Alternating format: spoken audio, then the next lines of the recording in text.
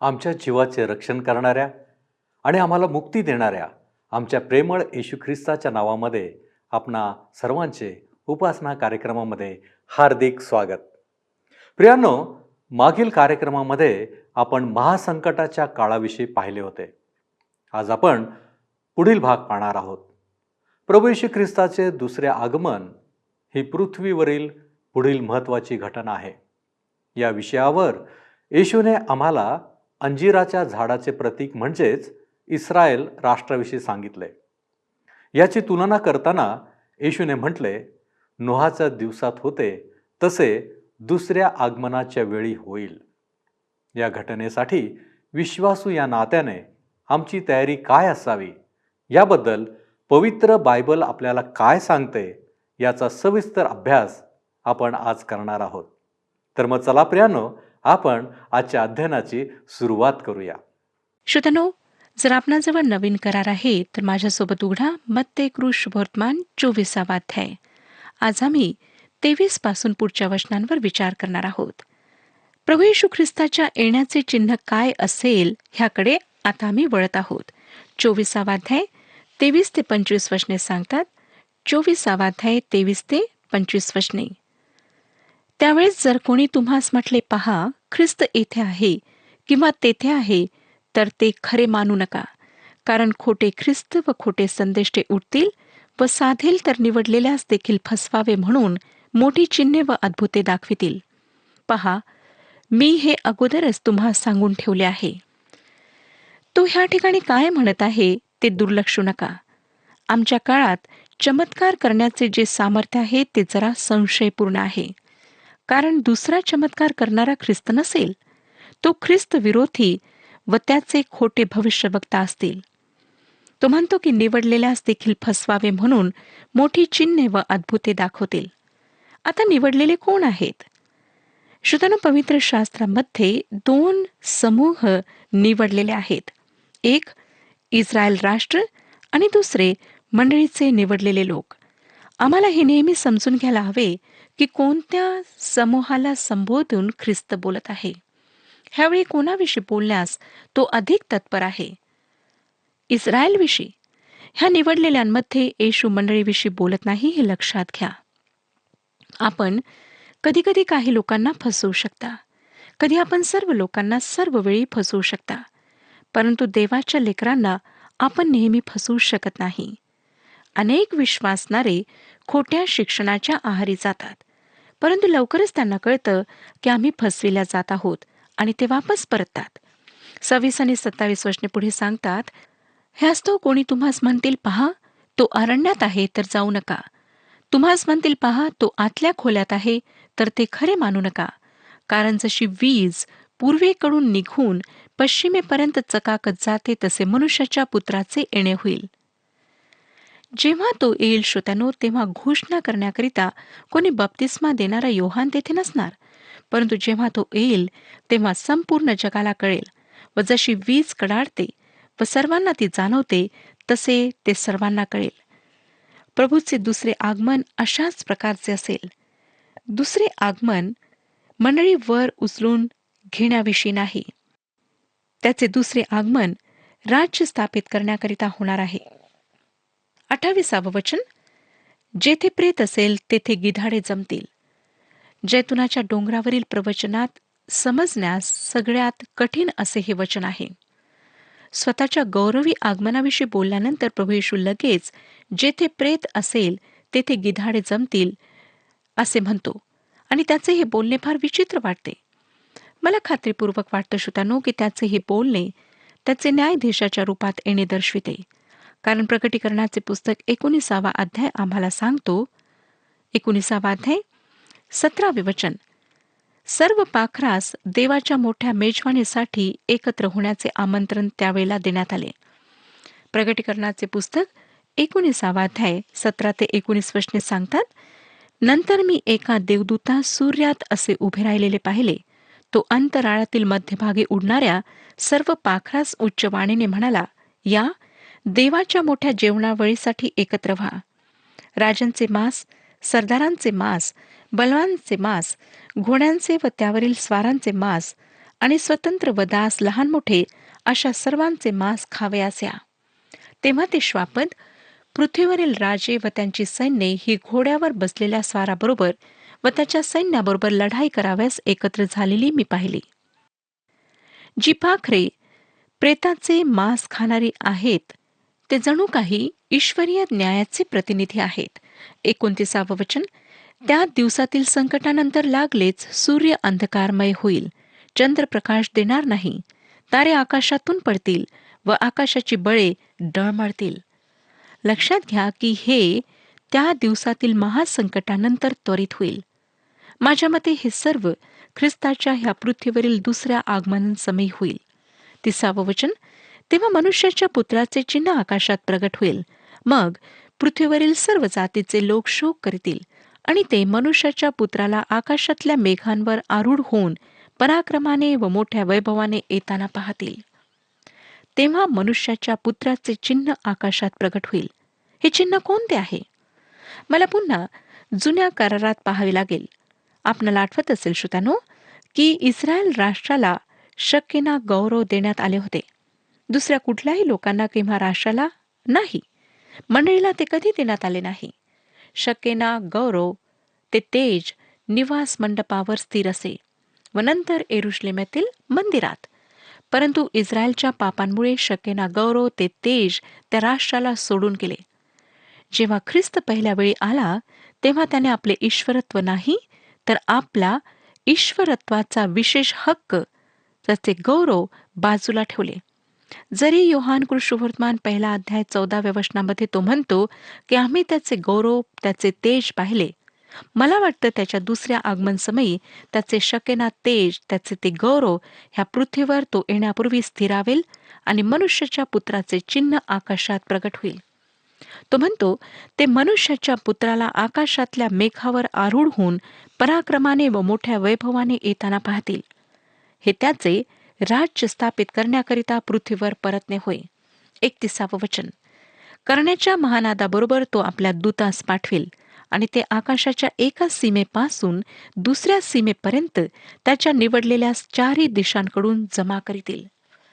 ह्या ठिकाणी निवडलेले म्हणजे इस्रायल राष्ट्र. जुन्या करारातील भविष्यद्वक्तांनी आधीच ज्या चमत्कारांविषयी सांगितले जो यहूद्यांना त्यांच्या भूमीत वापस आणेल. ही मंडळी नाही जी हवेमध्ये प्रभूला भेटेल. स्वर्गदूत मंडळी वर उचल जाण्याशी संबंधित नाहीत. प्रभू येशू स्वतः येऊन मंडळीला करण्याच्या ध्वनीने घेऊन जाईल व त्याची वाणी आद्य दूताच्या वाणीप्रमाणे असेल. त्याच्या मंडळीला एकत्र करण्याकरिता त्याला कोणाचीच आवश्यकता पडणार नाही. त्याने मंडळीसाठी आपला प्राण दिला व तोच तिला एकत्र करणार आहे. जेव्हा तो दूत त्याच्या निवडलेल्या चारही दिशांकडून जमा करीतील असे म्हणतो तेव्हा हे नक्कीच समजा की तो इस्रायल राष्ट्रासंबंधाने बोलत आहे. सेवा करणारे दूत नेहमीच इस्रायल राष्ट्राशी संबंधित आहेत. 32 आणि 33 वचने.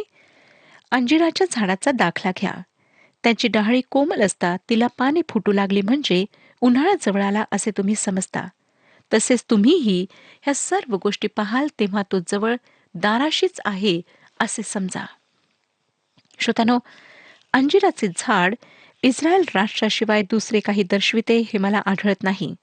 उदाहरणार्थ आपण इर्मियाचे पुस्तक 24 अध्याय आणि होशेचे पुस्तक 9 अध्याय 10 वचन पाहू शकता. आजही इस्रायलमध्ये अनेक अंजिराची झाडे आहेत, द्राक्षमळे आहेत. मला वाटतं प्रभू येशू अंजिराच्या झाडाला भूमीच्या चिन्हाच्या रूपात ह्या ठिकाणी उपयोगात आणीत आहे. 34 वचन. मी तुम्हास खचित सांगतो हे सर्व पूर्ण होईपर्यंत ही पिढी नाहीशी होणारच नाही. ही पिढी ग्रीक शब्दाचा हा अर्थ आहे वंश, जो इस्रायल राष्ट्राला दर्शवितो किंवा ती पिढी जी त्यावेळी राहत असेल व हे भविष्य पूर्ण होईल.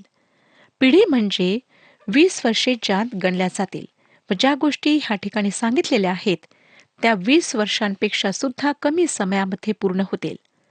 माझ्या मते श्रोत्यानो, हे यहुदी वंशाला राखून ठेवण्यासंबंधाने आहे. हामान त्यांना समाप्त करू शकला नाही. फारो त्यांना समाप्त करू शकला नाही. हिटलर सुद्धा त्याच्या प्रयत्नात यशस्वी होऊ शकला नाही व आमच्या दिवसात सुद्धा कोणी त्यांना ह्या पृथ्वीवरून मिटवू शकणार नाही. पुढे 35वे वचन सांगतं, आकाश व पृथ्वी नाहीशी होतील, परंतु माझी वचने नाहीशी होणारच नाहीत. अर्थात श्रोत्यानो, त्याचे वचन कधीच बदलणार नाही. नेहमीसाठी ते तसेच कायम राहील. 36वे वचन, त्या दिवसाविषयी व त्या घटकेविषयी पित्याशिवाय कोणालाच ठाऊक नाही, स्वर्गातील दिव्यदूतास नाही, पुत्रालाही नाही.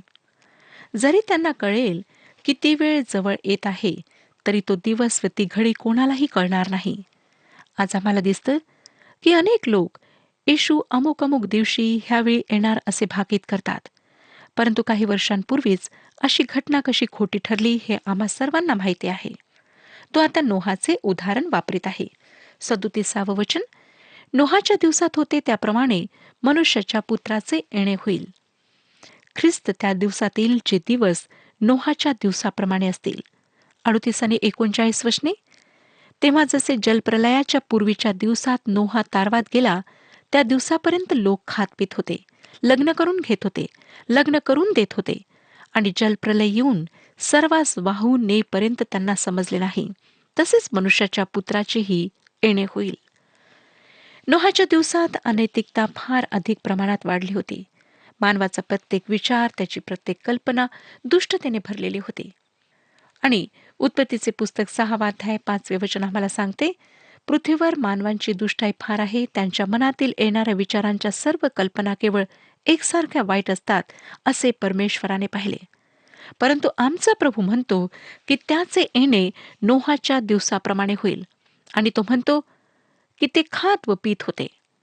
काय खाणे-पिणे ह्यात काही वावगे आहे? नाही. परंतु आम्हाला करिंथकरास पहिले पत्र 10वा अध्याय 31वे वचन सांगते, म्हणून तुम्ही खाता पिता किंवा काही करिता ते सर्व देवाच्या गौरवासाठी करा. परंतु नोहाच्या दिवसातील लोक देवाच्या गौरवासाठी खातपीत नव्हते, परंतु अशा प्रकारे राहत होते जणू देव अस्तित्वातच नाही. एका लहान मुलाला शेजारी रात्रीच्या भोजनाला आमंत्रित केल्या गेले. त्याच्याकरिता ही पहिली वेळ होती, त्यामुळे तो फारच आतुरतेने त्या वेळेची वाट पाहत होता. जशी वेळ जवळ आली, तो सरळ त्या घरी गेला. त्याच्यासमोर जेवण वाढण्यात आले. त्याने नेहमीप्रमाणे डोळे झाकून आपली मान खाली केली आणि प्रार्थनेला सुरुवात केली.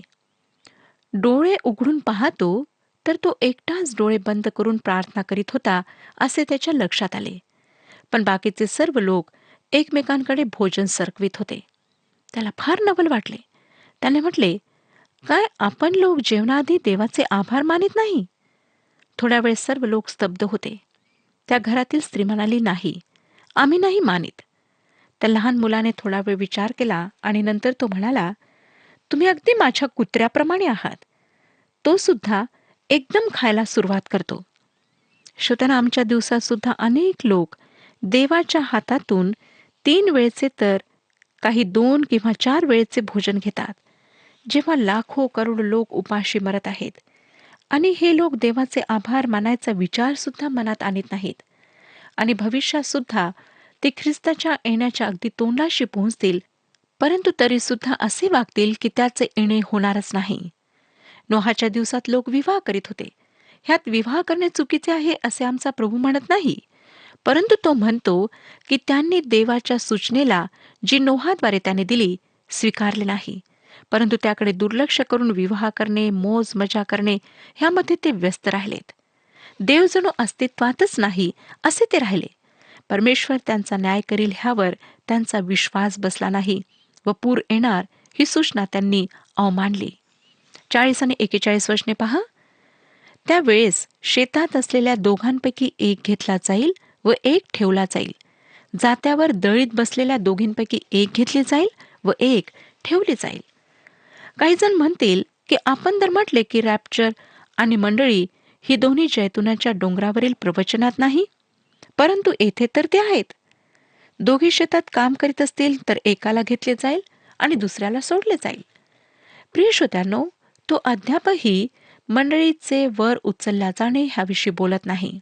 मग तो कशाविषयी बोलत आहे? नोहाच्या दिवसात कोणाला घेण्यात आले आणि जलप्रलय येऊन सर्वांस वाहून नेईपर्यंत त्यास समजले नाही. त्यांचा त्या पुरात नाश झाला.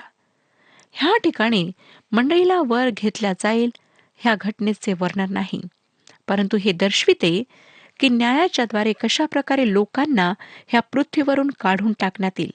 हे असे लोक असतील जे 1000 वर्षाच्या राज्यात प्रवेश करणार नाहीत. 42 वचन, म्हणून जागृत रहा, कारण कोणत्या दिवशी तुमचा प्रभू येईल हे तुम्हास ठाऊक नाही. जागृत रहा हा फार महत्वाचा शब्द आहे.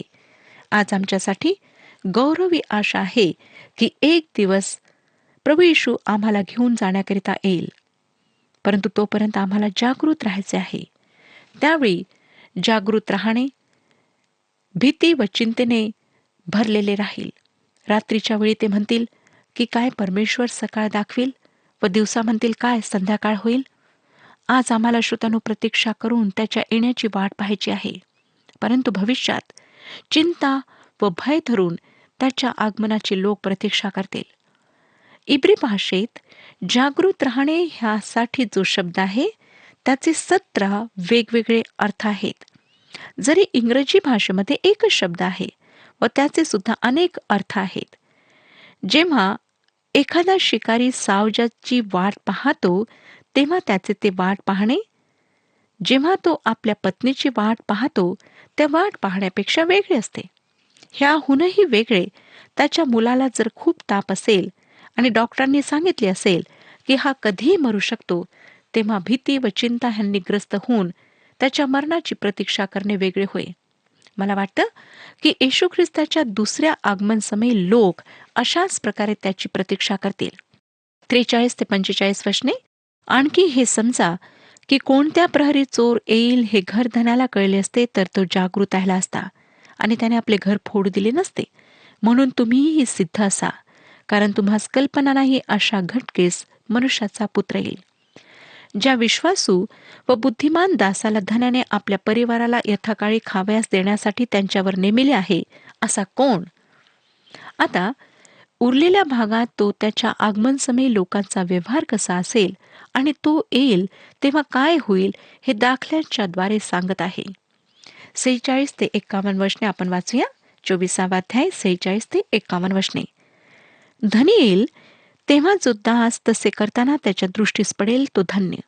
मी तुम्हास खचित सांगतो की त्याला तो आपल्या सर्वस्वावर नेमिल. परंतु आपला धनी येण्यास विलंब लागेल असे जर एखादा दुष्ट दास आपल्या मनात म्हणेल व आपल्या सोबतीच्या दासास मारू लागेल व झिंगलेल्यांबरोबर खाईल पिईल, तर तो वाट पाहत नसेल अशा दिवशी व त्याला माहीत नसलेल्या घटकेस त्या दासाचा धनी येऊन त्याला छाटून टाकेल व ढोंग्यांना द्यावयाचा वाटा त्याच्या पदरी बांधील. तेथे रडणे व दात खाणे चालेल. काही लोकांची वर्तणूक कशी असेल ते हा दाखला दाखवित आहे. ते म्हणतील, प्रभू आपल्या येण्याकरिता उशीर करीत आहे म्हणून मी माझ्या मनात येईल तसे जगेन. जेव्हा ख्रिस्त परत येईल तेव्हा तो त्यांचा न्याय करेल. हे श्रोत्यानो, प्रत्येक युगाला लागू पडणारे तत्व आहे. तुम्हाला व मला हे स्मरणात ठेवून जीवन जगायचे आहे की एक दिवस आम्हाला ख्रिस्ताच्या उपस्थितीत उभे राहायचे आहे. लक्षात घ्या की मी असे नाही म्हटले की ख्रिस्ताच्या येण्याला लक्षात ठेवून, पण असे म्हटले आहे की त्याच्या उपस्थितीला लक्षात ठेवून. मग तो 100 वर्षांनी येऊ किंवा 1000 वर्षांनी येऊ, तुम्ही व मी त्याच्या उपस्थितीत उभे राहू. मग तुमचे तारण झालेले असो वा नसो, तुम्ही त्याच्या उपस्थितीत उभे राहाल. जर आपले तारण झाले आहे तर आपल्याला पारितोषिक मिळेल, किंवा तारण झालेले नाही तर आपल्याला आपल्या जीवनाचा हिशोब द्यावा लागेल. जर आपले तारण झालेले नाही तर आपला न्याय होईल. न्यायासाठी तुम्ही त्या ठिकाणी उभे राहाल. ह्याच गोष्टीवर जैतुनाच्या डोंगरावरील प्रवचनात जोर देण्यात आला आहे. म्हणून श्रोत्यानो, ह्या गोष्टी आम्हाला लागू पडतात. जरी ह्याचे लागूकरण ख्रिस्त राजा म्हणून परतेल तेव्हा होईल. जे लोक जिवंत असतील त्यांना हे अधिक लागू पडेल. परंतु आता ह्या क्षणी जेव्हा आम्ही जिवंत आहोत तेव्हा हे आमच्या जीवनाशी संबंधित आहे. आज जगामध्ये अनेक लोक असे जगत आहेत की वेळ आहे, पैसा आहे, तेव्हा जीवनामध्ये मजा करून घ्या. आणि मजा करून घेण्यामध्ये ते इतके व्यस्त आहेत की त्यांना त्यांच्या आत्मिक जीवनाची चिंता नाही. आम्ही कुठे जात आहोत, आम्ही नाशाच्या मार्गावर आहोत. आम्ही पापामध्ये अधिक आणि अधिक खोल आणि खोल जात आहोत हे त्यांना कळत नाही, कारण सैतानाने त्यांच्या बुद्धीला बांधलेले आहे. आज आपण चित्रपट पहा, एखादे मासिक वाचा, फार भयंकर अशा गोष्टी आज जगामध्ये होत आहेत. आणि अशा स्थितीमध्ये आम्ही पापापासून कसे दूर राहू शकतो, कसे वाचू शकतो? जर आम्ही देवाचे पवित्र वचन वाचू, त्यानुसार चालू तरच. नाहीतर आम्ही सुद्धा नोहाच्या काळात ज्याप्रमाणे लोक खाण्यात पिण्यात मस्त होते आणि मोज मजेमध्ये अगदी लिप्त झालेले होते, त्याप्रमाणे आमचे सुद्धा होईल. आणि आम्हाला कळणार सुद्धा नाही, अशा वेळी प्रभू येशू ख्रिस्त येऊन त्याच्या लोकांना वर उचलून घेईल, त्याच्या मंडळीला तो घेऊन जाईल. काय आज आपल्याला आश्वासन आहे की आपण ख्रिस्ताच्या मंडळीत समाविष्ट आहात? आपले तारण झालेले आहे आणि जेव्हा प्रभू येशू ख्रिस्त त्याच्या मंडळीला वर उचलून घेईल, तेव्हा आपण सुद्धा त्यामध्ये असाल? जर नाही तर श्रोत्यानो, आज परमेश्वर आपणाला संधी देत आहे. तो आपणाशी बोलत आहे. त्याची इच्छा आहे की आपणातील प्रत्येक व्यक्तीने पापांबद्दल पश्चाताप करावा, आपल्या पापांची कबुली द्यावी आणि ख्रिस्तावर विश्वास ठेवून त्याला आपल्या जीवनामध्ये तारणारा म्हणून स्वीकारावे. तो आज तुमचा तारणारा होऊ इच्छितो. तो आज तुमचा प्रभू आणि स्वामी होऊ इच्छितो. त्याची इच्छा आहे की तुमच्या जीवनाचे नियंत्रण त्याने करावे, परंतु तो तुमच्यावर जबरदस्ती करणार नाही. जेव्हा तुम्ही आपल्या अंतःकरणाचा दरवाजा उघडून त्याला आत घ्याल, तेव्हाच तो तुमच्या अंतःकरणात येईल. तो कशाही प्रकारे तुमच्या अंतःकरणाचा दरवाजा तोडून आत येणार नाही. श्रोत्यानो, आज परमेश्वर आम्हातील प्रत्येकाला संधी देत आहे. तो आमच्याशी स्पष्टपणे बोललेला आहे. त्याची हीच इच्छा आहे की आम्ही पापमय जीवनाला त्यागून त्याच्यामध्ये जे नवीन जीवन आहे ते प्राप्त करून घ्यावे. कारण वचन आम्हाला स्पष्टपणे सांगतं की ख्रिस्त येशूमध्ये असलेल्यांना दंडाज्ञा नाहीच. श्रोत्यानो, ही कृपेची वेळ आहे, म्हणून वेळ गमावू नका. आजच ख्रिस्ताजवळ या, त्याच्यासमोर आपल्या सर्व पापांची कबुली द्या आणि त्याला आपला तारणारा म्हणून स्वीकारा. लक्षात घ्या की ही वेळ कदाचित आपल्या जीवनामध्ये पुन्हा येणार नाही. म्हणून जेव्हा परमेश्वर आपणाशी बोललेला आहे, तेव्हा पश्चातापी अंतःकरणाने त्याच्याजवळ या. तो तुमची वाट पाहत आहे. तो तुम्हाला बोलावित आहे. हे आमंत्रण आपणातील प्रत्येकाकरिता आहे. मग आपण कोणी का असा, कोठेही राहणारे असा, काहीही नोकरी करणारे असा, त्याची पर्वा करू नका. परंतु ज्या स्थितीत आहात त्या स्थितीत ख्रिस्ताजवळ या. तो आज आपणाला नवीन जीवन देऊ इच्छित आहे, नवीन जन्म देऊ इच्छित आहे आणि तो आपणाला परमेश्वराची संतान बनवू इच्छित आहे. म्हणून वेळ न गमावता आजच त्याच्या चरणाशी या. परमेश्वर या विषयात आपले मार्गदर्शन करो आणि आपणाला आशीर्वाद देऊ. प्रियानो, आजच्या अध्ययनात आपण हेच शिकलो आहोत की येशूने सांगितलेले प्रत्येक चिन्ह आणि गोष्ट आम्ही जागृत असावे असे सांगते. काय आपला विश्वास प्रभू येशूवर आहे? काय आपण उद्धारकर्ता या दृष्टिकोनातून येशूकडे पाहता? आजच वेळ आहे. वेळेचा सदुपयोग करा. येशू आमची वाट पाहत आहे. पवित्र बायबलमधील सर्व गोष्टी सत्य आहेत आणि तसेच घडले होते, घडत आहे आणि पुढेही घडेल. म्हणून आपण येशूच्या चरणांपाशी जाऊ आणि त्याला विनंती करू. आपण प्रार्थना करू. ख्रिस्ताच्या द्वारे आम्हास निवडून घेणाऱ्या आमच्या प्रेमळ आणि जिवंत देव बापा, आम्ही तुझे उपकार मानतो. तुला आम्ही धन्यवाद देतो. वास्तविक पाहता आमची कोणत्याही प्रकारची लायकी नव्हती, पात्रता नव्हती, परंतु तुझा एकुलता एक पुत्र प्रभू येशू ख्रिस्त तो आमच्यासाठी दिलास, यासाठी की आम्ही पापापासून दूर राहावं आणि प्रभूजी तुझ्याबरोबर सदा सर्व काळासाठी आमची वस्ती व्हावी. होय प्रभूजी, तू आम्हाला आजच्या अध्ययनामधून वेगवेगळ्या गोष्टी शिकवलेल्या आहेत. त्याचं पालन करण्यासाठी या गोष्टी आमच्या अंतःकरणामध्ये ठसाव्या म्हणून आम्ही तुला विनंती करतो. होय प्रभूजी, प्रत्येक कृती तुला आवडणारे होऊ दे. आणि प्रभूजी, आमच्या जीवनाच्या द्वारे तुझं गौरव होऊ दे. आम्ही आमची दृष्टी तुझ्याकडे लावतो आणि या विनंत्या येशू ख्रिस्त आमचा प्रभू, जो म्हणतो मार्ग, सत्य आणि जीवन मीच आहे, ते आमच्या प्रेमळ येशूच्या नावामध्ये ही प्रार्थना केली आहे म्हणून तो ऐक. आमेन. ख्रिस्ताने तुम्हाला निवडले आहे म्हणून योग्य फळ द्या. प्रभू आपणास सहाय्य करो.